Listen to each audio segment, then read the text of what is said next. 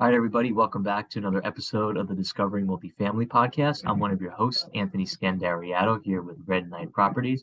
And today we have a special guest here with us, Chase Minnifield.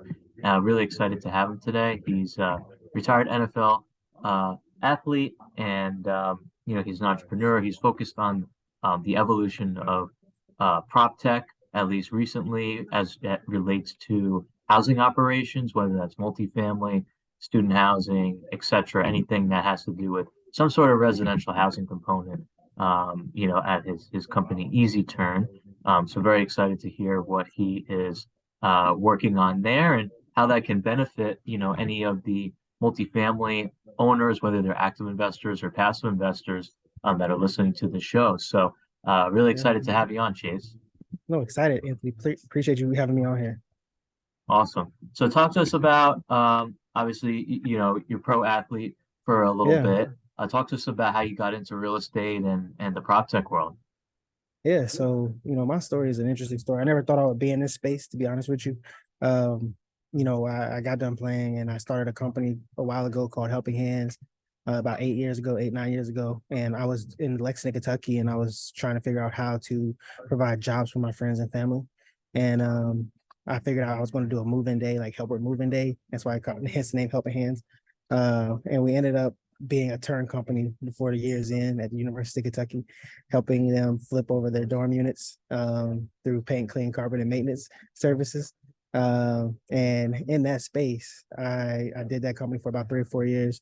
And I realized that everybody in the student housing space sector of multifamily was turning the same way, and they all had the same problem, which was the mass volume of units that need to be flipped and turned at a high level for parent expectations on move-in day. So we created Easy Turn in that space to help with that concept from out the gate was to, hey, here's a project management tool to help you better understand what's going on your site with vendors working, where they're working at, what units are ready, what units are not ready. And we've been able to build that product from there from the jump. And now we're moving into the multifamily sector because we see we see a need for the problem that we solve with vendor management, with operations as a whole, and seeing more of the maintenance people on site becoming, it's just becoming a harder group to hire from in the maintenance sector. So being able to use your resources around the area, around the community, and being able to allow for maintenance people to do almost like gig style work, and come to site as necessary instead of keeping them on site as needed. So that's kind of what we're doing in Easy Turn, and we're excited about what this looks like as far as specifically seeing owner operators have higher NOI based on having less full-time staff. That's what I would call it. Yeah, yeah. And are you seeing this platform being engaged for more properties that are 50 units and up or 10 units and below? Like what's your perfect type of property that you cater towards in terms of unit count? Well, I think well, our current portfolio is, we have over 80,000, knocking on the door of 100,000 units at the moment. And, we see anything from 4 units, where it's like a house and student housing, to, thousands of units. So our situation and our platform offers value across the board. We do full level, like all inspections, anything like that. We do the whole asset management of the actual building from an operational standpoint. Our differentiator is the fact that if you want to handle it in-house, that's cool. But we also, and you can do that in our platform, but we also offer you the ability to like schedule out a contractor, find a contractor that can handle anything from even just like property walks, like the basic level of needs, right? Finding somebody individual that can come to your site, help you walk the site, do inspections, may have previous experience at inspections. They have a price point per unit to do the walk, etc. All the way to, finding people to do turn, finding people to help with maintenance, service requests, things of that nature. So we just like to offer that flexibility for the managers. I see it working very well on scattered sites and things of that nature, but ultimately we're kind of a mix of logistics and vendor management for the property operations. Now, is there any specific markets that you operate in or don't operate in? We're across the country, and I think that's because we've cut our teeth in student housing, right? Like, we're the largest student housing brand for turn management, and we have over 1,700, 1,800 vendors in our platform. servicing anything and everything from security to paint, clean carpet, maintenance, etc. Whatever you're looking for, you can find it in our platform. And any vendors that may be listening to it, feel free to sign up. It's free to sign up for vendors. It's easy for them to find jobs, find work, have work opportunities, and easy for property managers to find what they're looking for. From, like I said, mentioned like even some of the most like outlier type of services where you might just look for somebody to come help you walk for a day, and you can find somebody in our platform that could do that. No, that's great. And how are you able to, as an entrepreneur, establish these vendor lists? Was it just from experience over time? Yeah, And if you're in pretty much every market, how does that work? I'm assuming, and for the listeners who are interested, how can they look at your platform, like easyturn.com, I'm assuming? yeah. It's app.easyturn.co. Yeah. And the actual like marketing site is easyturn.net. You can get to our actual platform from there as well, just hitting the login button. Um, from a property management standpoint, you have to go through our company, set up a demo to get like your property onboarded into the system. But from a vendor standpoint, they can sign up just free willy nilly. And I'm trying to encourage more people to like, if you have property management experience and you could go walk a site and you may not just be doing that like regularly, like you can even sign up as a vendor and earn extra cash that way. And say set your services. This is what I'm willing to offer people, and set your price point. And you may end up getting an oddball job that comes your way. Yeah, absolutely. And so for the owners and managers, how is this different? Because there's a few platforms out there. Mhm. Obviously, there's Angie, there's Yeah. Thumbtack is another Yep. one. Yep. Is yours different because you have the project management component to it? Yeah, project management tool. We can get you to any space in the building, right? So we have integrations with access control partners and things of that nature. So if you like a fully integrated, let's say the newest properties, they probably work the best on where essentially you have like a digital key at the door. We can actually hire somebody in our platform, schedule them out in our platform. Once they get to the door, they can use the platform to open the door. That type of situation. So the full ability to get somebody into the building to do the work, and to execute the work at a high level. Another difference between us and Angelus and Thumbtack is our review platform. So our review platform for the vendors is not necessarily the idea of a written review. It's more so the idea of how good of a job they're doing. So essentially, we keep track of what we call go backs. And go backs is essentially you don't get paid until the property manager like checks off on the work that you've done. And if they have to say, hey, we need you to redo this, I don't think it goes to the level that we expect, then you can't invoice that work type situation. So we keep track of those things, and that's a high level performance rating for our users in our platform.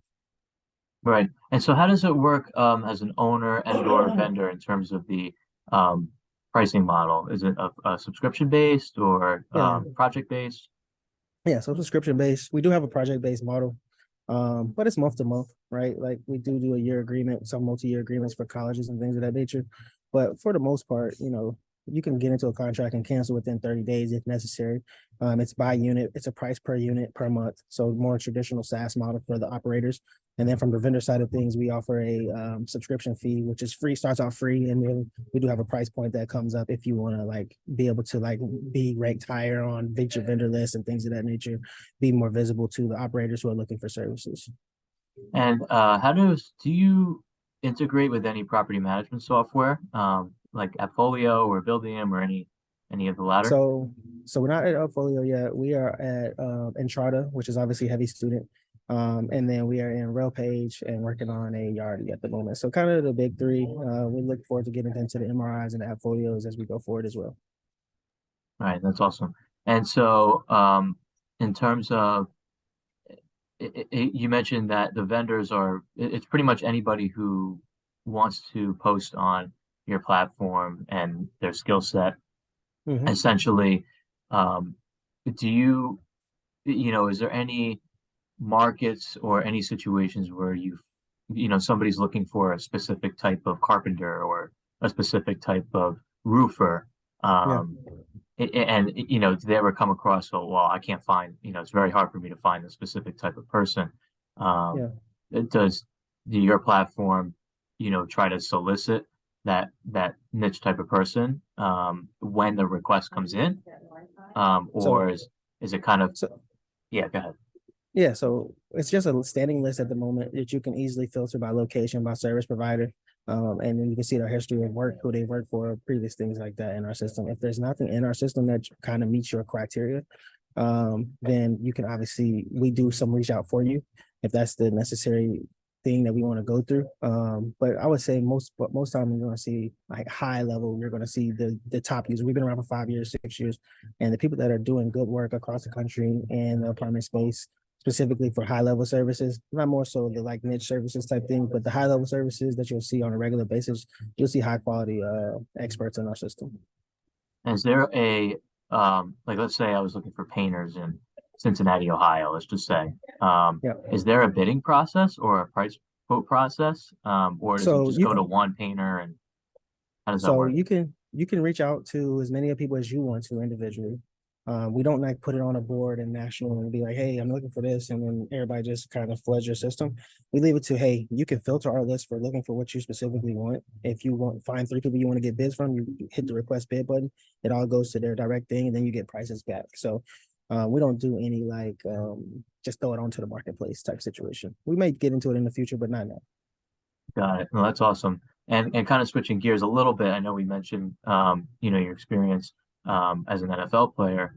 How has that affected your life? Obviously, retiring from the NFL in terms of your Mhm. physical health and just your goals moving forward. My physical health is deteriorating quickly.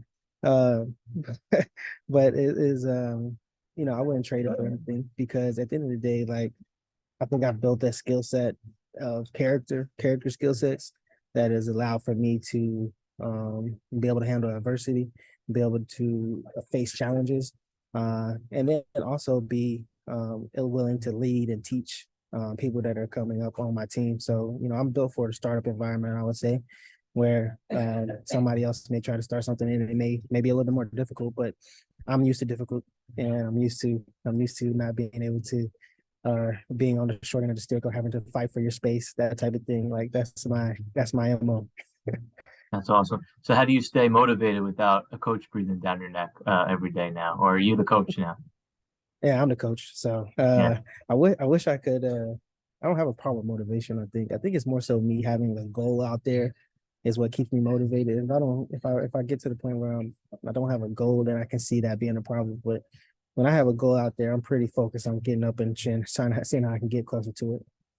Yeah, that's awesome. And, for someone, if you were giving advice to someone looking to start their own business, whether they're coming out of athletics, we have Yeah. a lot of that, including my business partner. What advice would you give them to start out if they're looking to get into business when, Yeah. let's say they play ball for 10 years and they just don't, they don't want to blow their money away, but they want to, stay active and use it Yeah. wisely. So what do you suggest? Um, Me personally, my suggestion is find something that you're doing that brings that same passion towards you that you had in that sport. Right. Like whatever your passion was in that sport and what made you want to focus on that. Like see if you find that in the next part of life, whatever that may be, whether it's a salary job, whether that's starting an entrepreneurship thing, whether that's doing this or doing that. Like whatever it is, giving back, whatever you want to do. I just think you have to have that passion. If you don't have that passion to wake up and go do something, then that becomes a dangerous space. And that's where athletes fall into a little bit of a funk, is in that space where they don't have that passion towards something. Yeah, so then coming from athletics to housing, what inspires you to get into housing then? But like I said, right out the gate, it was my giving, like it was creating a company that I could give back to my friends and family and have a job that I could provide job opportunities for them that didn't require like a white collar skill set, right? That was just more like a blue collar skill set. And that's why we were trying to do moving days, things of that nature. And we ended up getting into term because we were at the University of Kentucky and the student housing market is huge at the University of Kentucky. So we got into turn and then we scaled up company. And yeah, so it was more so giving back right out the gate. And now we solved the problem in tech that allow for us to, we keep on seeing more doors open and more opportunities open based on just us cutting our teeth and having a strong vendor management platform for operators and vendors coming to site. That's awesome, Chase. And I know we mentioned it earlier in the episode, but for any listeners who want to check out the platform, it's easyturn.net. EasyTurn.net. And if you want to go directly to the actual web portal, it's app.easyturn.co. And that's easy. So the Yeah, letters. yeah, Yes, right not here, easy. easy. Perfect. All right. Yeah. And we'll have a link to Chase's website, easyturn.net, as well as his social media descriptions as well, and LinkedIn, I'm assuming, and some others Yeah, in our social media descriptions on our social media as well as on iTunes. And if you liked what you heard on or saw today, please give us a rating and review on iTunes. It'll help Chase and myself get our message out to a greater audience. So we really appreciate that. And thanks again for coming on, Chase. Looking forward to checking it out. thank you, Anthony. Appreciate your time.